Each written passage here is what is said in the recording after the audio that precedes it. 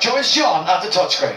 Cheers, Brian. Well, first of all, what a week. Congratulations on the Betfred Player of the Match award and also on your 100th appearance for Saints and a fair game to do it in as well. Yeah, no, it's been pretty special. I found out yesterday that it was my 100th game, and to do it in a game like Wigan Saints doesn't get much bigger than that, especially at home. I love playing against Wigan here, and yeah, we had a good result tonight. We hear that a lot from players, that you don't keep track of those milestones. Trust me, when you retire, it's something that you will remember in great detail. Look, we know about the team, and Paul Wellens is always conscious to talk about the team, and you will no doubt through this interview give us a team first thing, but it was a special night for you individually. 3 try assists, 1 notable try saver at the very least, and a couple of tries in there as well. I wanted to while we have the opportunity at the screen, for you to talk us through that. This was a try saver on Abbas Miski that got everybody talking on 24 minutes. I want to talk to you about what your role is here as a fullback. For any young aspiring fullback at home, tell us what you're doing in each stage of this play. This is the actual play when you make the tackle. So yeah. What's the initial thing here? Well, first of all, I know I've got to be on the long side. As you can see, Liam Farrell's there, left hand and back row. He's not in space, so they've got 4 on 3 defensively. So I'm in a good spot there. And then as on the line as a fullback, I've got to get up and check this first man. I probably sell Morgs a bit short there, as he has to come in and then go out again. But so the significance of that then, I mean, look, we haven't got far here, but that small effort there is a significant effort for the benefit of people around you. Yeah, and I've probably not made it there, to be honest. I've probably got to be here, especially on this big body coming through. If you play it on, you'll see Morg sort of comes in and then goes back out. Yeah. So he's gone out of play. That's really good execution from Wigan. But then Pearce has forced Bevan into something that only Bevan can do, really. There's very few players in the league that's going to step off his right foot and then kick it with his left back across himself into a corridor of uncertainty. And thankfully it's bounced right for me, and I've just managed to get across and make good contact on Abbas. If you played that 100 times, 99 of those you're thinking you're catching the ball at some point here, it's going to bounce up for you. It didn't happen, but this was, as beautifully a timed tackle. Did you understand the significance of that at the time? You'd look to get an awful lot out of that as much as you do celebrating a try. Yeah, no, definitely. It's not very often I have to make a tackle like that at fullback, but when I get the opportunity to, it was enjoyable, and especially in front, like I said before, here at the Totally Wicked, it's an awesome atmosphere and you get a buzz off it. Probably that's why I reacted the way I did. I was just so excited to get the tackle.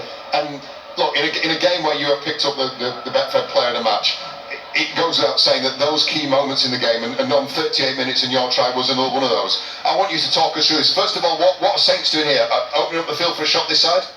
Yeah, almost. I think we probably left Iggy a bit short there as well, leaving him, sending him one out. We should have push, especially me as a fullback. I should be sniffing around for this offload that comes.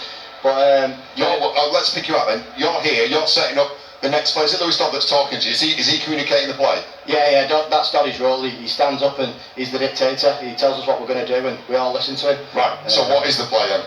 Well, obviously we wasn't expecting the offload, so it gets a bit quick.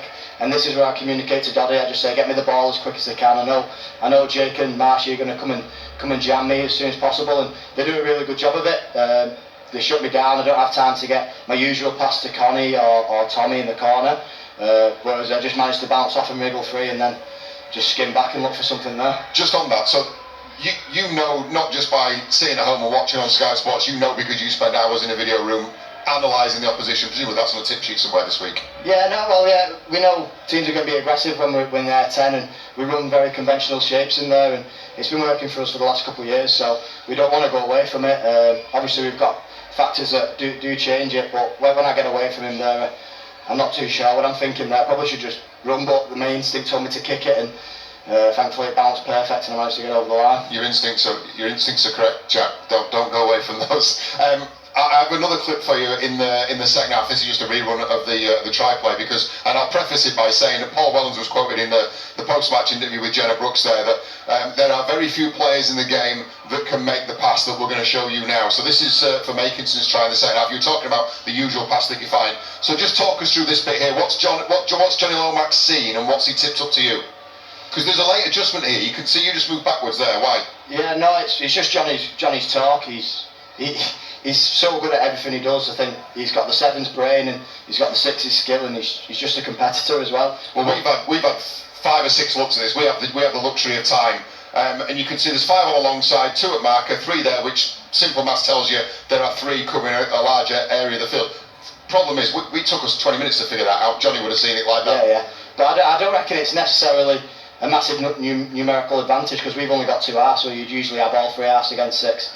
But I just said to Johnny, I'm out the back of Batch. Batch runs a real genuine line that holds up this defender. And when you've got a big body like Connie, he takes some stopping close to the line. So I can understand Marsh's reaction to coming to Connie, and I've seen him edging his bets coming in, and I've just thrown it, and thankfully it's landed in his palms and gone over. So just finally, because this is a shot of you just about to the pass, who have you seen there? Was it Marshy, Liam? Yeah. Okay, right. So and he's paying too much attention to you and not enough attention to what's going on outside. Yeah, no, definitely. I think not me, Connie. Connie's line. Right. Like I said, Connie's such a big body, you've got to deal with him. I think if you leave him one-on-one and you're half not committed, he's going to run over the top of you. So he's come in thinking he's landing on Conrad and left Tommy open on the wing. I'll tell you what, it was a superb pass, a brilliant individual performance, a fantastic result for Saints. You get a week off Super League next week, you Hull FC in the Cup, I think, and then you play Hull FC in the League as well. So good couple of games coming up with you against the resurgent Hull FC. Jack, it's been a real pleasure having you at the touchscreen. We've been trying to do this for a while, so thank you very much for taking the time, and after what was such a breathless game, for sharing that with us. Thanks very much. Cheers, Brian.